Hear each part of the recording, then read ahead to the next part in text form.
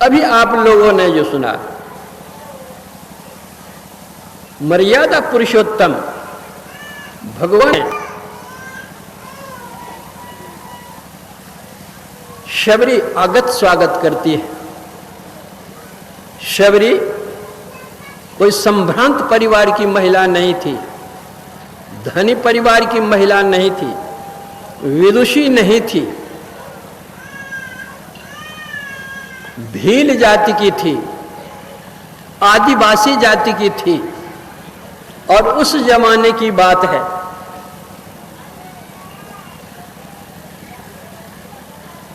भगवान श्री राम का वह आगत स्वागत करती है और कहती है, कही विधि स्तुति करो तुम्हारी, अधम जाति में जड़ मति भारी, अधम ते अधम अधम अति नारी, तीन मोह में अति मंदा घारी।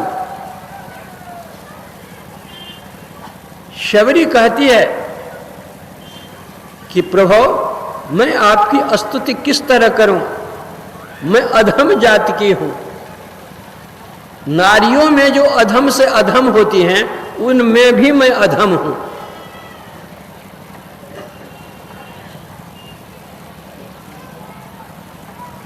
मैं मंद बुद्धि की हूं, गंवारी हूं। कोई मैं उच्च कुल की नहीं हूं, कोई मैं पढ़ी लिखी नहीं हूं, कोई संभ्रांत परिवार की, धनी परिवार की भी नारी नहीं हूं।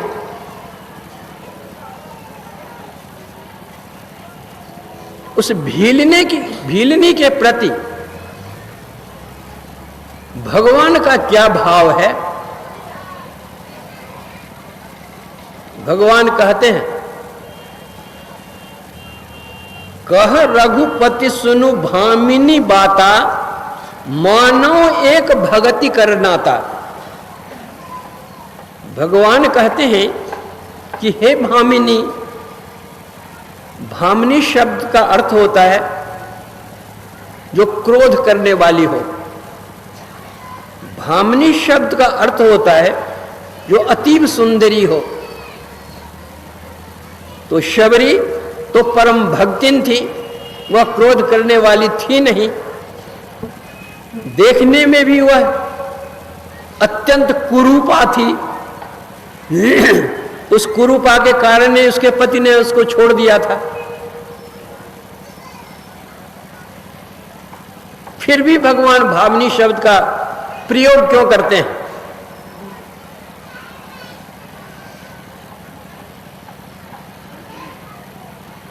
भगवान कहते हैं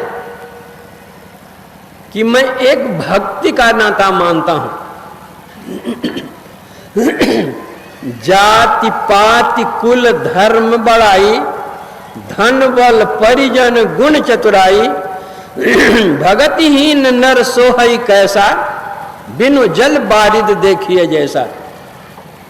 कोई ऊंची जाति का हो, कितना बड़ा विद्वान हो, धनवान हो, गुणवान हो, बलवान हो, सब गुणों में निपुण हो, लेकिन उसके पास अगर भक्ति नहीं है तो वह जल विहीन बादल के समान शोभाहीन है।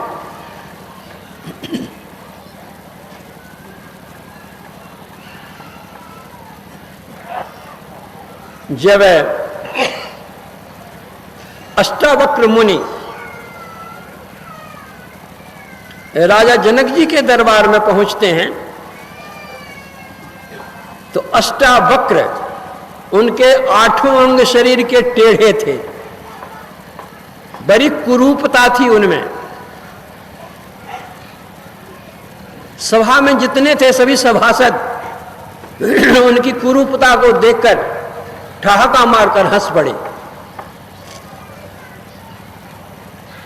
अष्टावक्र मुनि जी भी हंसने लग गए। सभासदों ने पूछा कि महात्मन, आपके हंसने का क्या कारण? अष्टावक्र मुनि ने कहा कि पहले आप लोग हंसे हैं, पहले आप लोग अपने हंसने का कारण बताइए, पीछे मैं हंसा हूं इसलिए पीछे मैं बतलाऊंगा। सभासदों ने कहा कि महात्मन क्षमा कीजिएगा, आप जैसी कुरूपता आज तक मुझे हम लोगों को देखने को मिली नहीं, इसीलिए आपकी कुरूपता को देख करके मैं अपने को रोक नहीं सका और हंस दिए हम लोग। और आपके हंसने का कारण, अष्टावक्र मुनि ने कहा कि मैंने सुना था कि राजा जनक के दरबार में बड़े बड़े विद्वान लोग रहते हैं, आत्मज्ञानी लोग रहते हैं, तत्वज्ञानी लोग रहते हैं, आत्मद्रष्टा लोग रहते हैं, ब्राह्मण लोग रहते हैं। लेकिन यहां आने पर तो मुझे ऐसा लगा कि यहां न कोई एक ब्राह्मण है, न कोई आत्मज्ञानी है, न कोई तत्वज्ञानी है, न कोई विद्वान है। ये तो जितने यहां बैठे हुए हैं राजा जनक जी की सभा में, ये सब के सब चमार हैं। सभासदों ने कहा कि महाराज आप ये क्या कह रहे हैं, सब चमार हैं, इतने पढ़े लिखे विद्वान ये सब जो है सब आत्मज्ञानी नहीं। अष्टावक्र मुनि ने कहा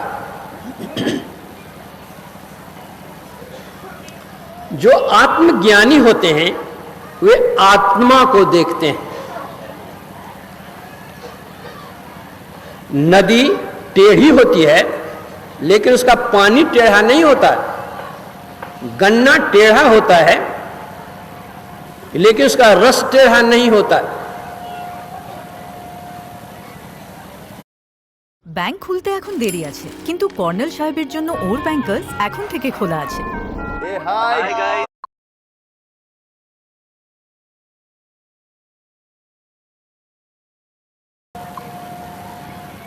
गाय विभिन्न प्रकार के रंगों की होती है लेकिन सबका दूध एक ही उजला ही होता है।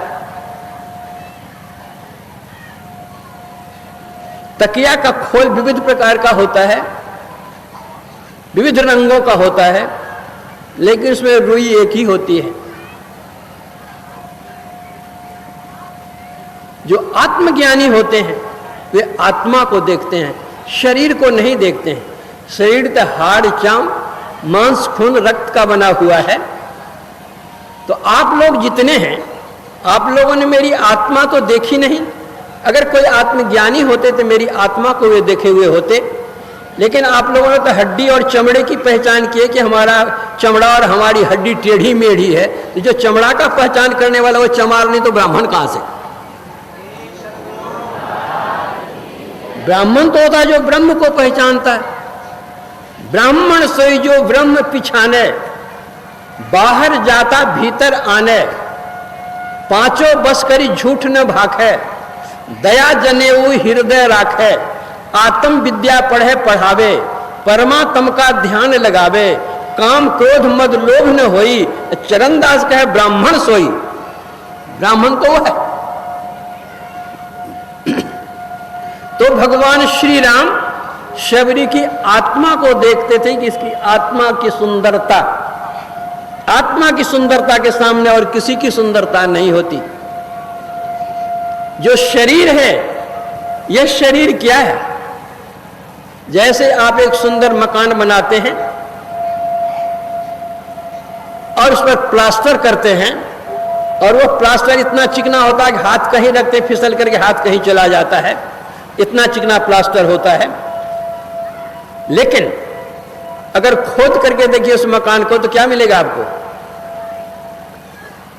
ईंटा, कंकड़, पत्थर, चूना, सीमेंट, बालू।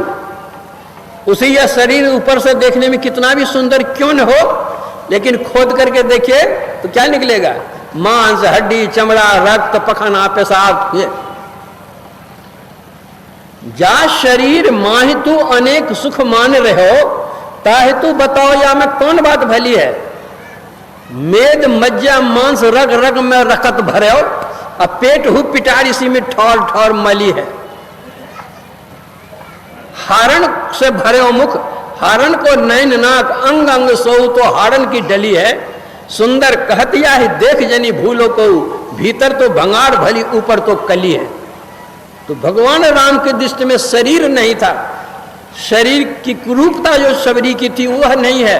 भगवान तो आत्मदर्शी थे, वे आत्मा को देखते हैं, उसकी आत्मा की सुंदरता को देख करके वे कहते हैं भामिनी